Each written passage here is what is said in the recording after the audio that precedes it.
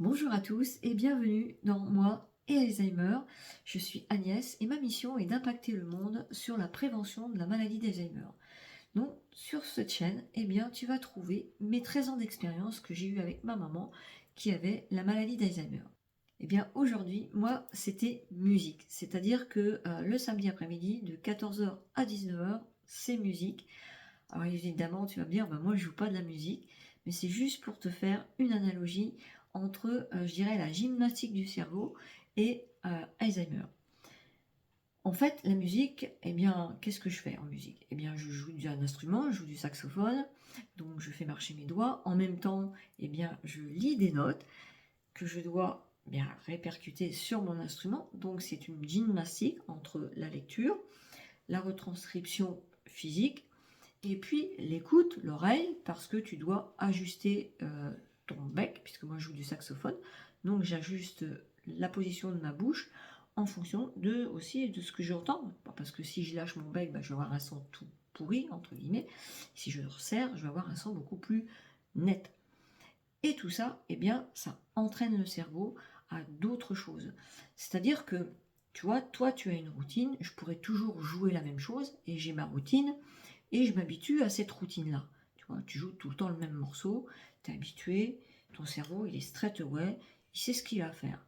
Mais nous, en musique, on apprend des morceaux, on joue aussi différents types de morceaux, donc ça permet, au cerveau de rentrer dans la routine.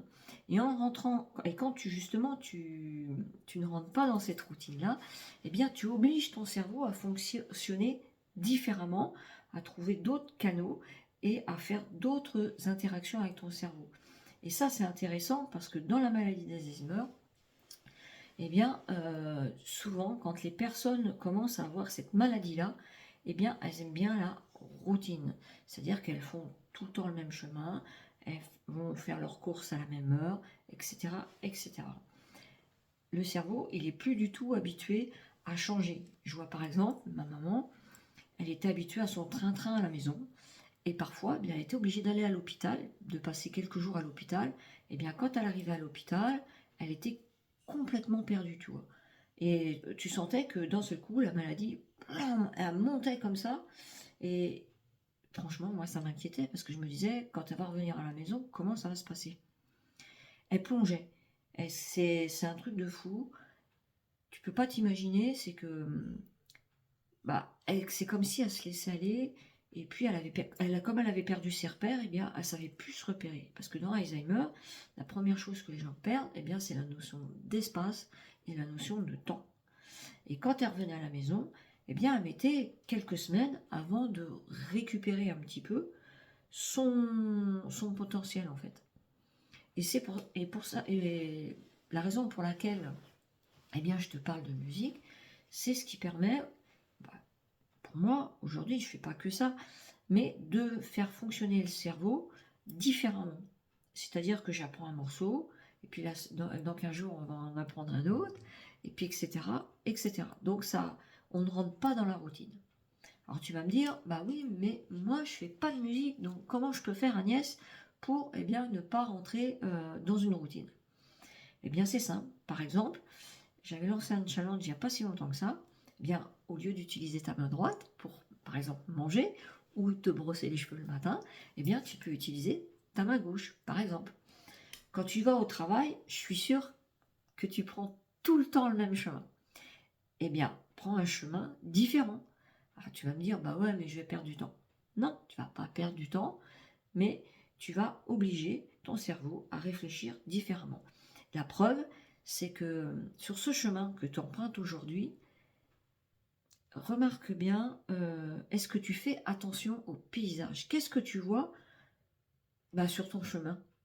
Je suis sûre que tu le fais tous les jours et tu t'aperçois même plus que la barrière de la maison qui est à droite, elle a changé de couleur. Tu vois? Elle change de chemin. Une fois que tu es habitué, tu prends un autre chemin, tu reviens sur l'ancien chemin, etc., etc. Tout ça pour habituer ton cerveau au changement.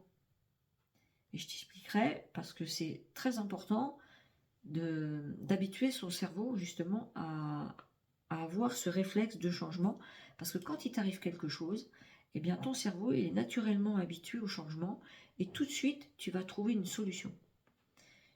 Et généralement, moi je parle du cas de ma maman, eh bien comme elle avait l'habitude de faire tout le temps la même chose, et quand la maladie est arrivée, eh bien il fallait qu'elle fasse tout le temps la même chose pour pas être perdue, tu vois. Et elle avait plus cette capacité que quand il lui arrivait quelque chose d'inhabituel, eh bien, elle avait plus cette capacité à résoudre son problème, en fait. Donc, qu'est-ce qu'elle faisait? Parce que moi, j'habitais loin de ma maman. Soit elle m'appelait pour me dire, bah voilà, il m'arrive ça, bah, je sais pas trop comment faire. Et encore, des fois, elle m'appelait pas parce qu'elle savait qu'elle était en difficulté et elle voulait pas le montrer. Donc, qu'est-ce qu'elle faisait? Bah, elle appelait les voisins en disant, bah, est-ce que vous pouvez venir m'aider? Parce que là, je sais pas faire. Voilà. Donc voilà, c'était mon partage du jour. N'hésite pas à t'abonner, à partager, à commenter. Et puis, dis-moi si toi, tu as utilisé la main gauche à la place de la main droite, si tu as changé de trajet de travail ou autre. Partage tout, ce sera super important pour les autres de partager tout ça. Et je vous donne rendez-vous la semaine prochaine. Voilà, eh bien, je vous souhaite une belle journée et je vous dis à bientôt. Ciao!